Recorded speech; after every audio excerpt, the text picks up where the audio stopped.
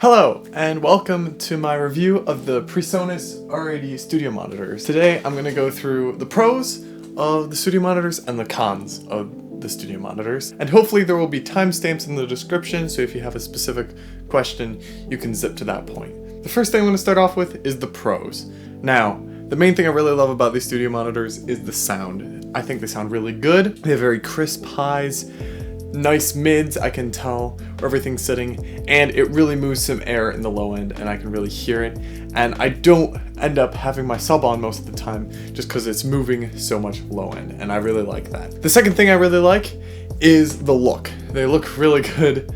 The tweeter is very different and I really like that, and the front plate is a neat addition. You can actually take off the blue one and put on a black one, or you can paint one of them to be custom. I really like the blue and it matches my chair. The third thing I like is the back panel. The adjustability is really nice. I find a lot of speakers in this price range have very bad adjustability on the back. It's just a knob or two and you can just cut or boost very little. With these, it feels like there's a lot of adjustability and options in a nice package, and the Mark II, or the version 2 or whatever they want to call it, it seems like they've cut corners a little bit and have gone with the same setup as a lot of other speakers in its price range with just the 1 or 2 knobs. Now, they do have some cons. Number one, there's a little bit of buzz when it's on. There's a little bit of hum. The noise floor is pretty high.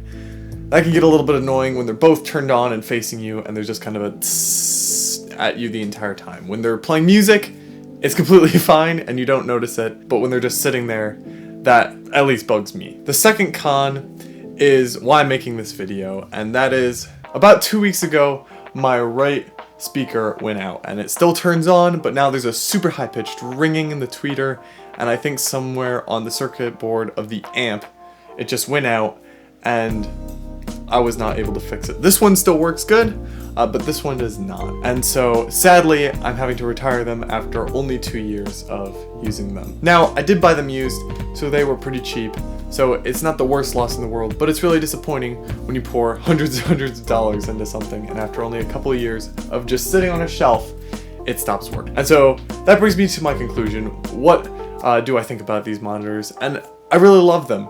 As a beginner, intermediate monitor, they're great. Right now they're up against the wall, so there's a buildup of mids, but they're really flat and they show a lot of detail. And I have really loved them. However, they don't seem to have the best reliability, and talking to other people who've owned them, they seem to have the same issues.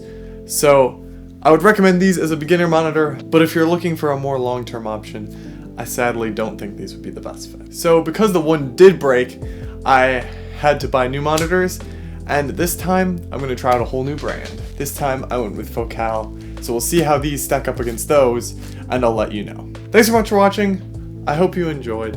Hopefully I will see you again very soon.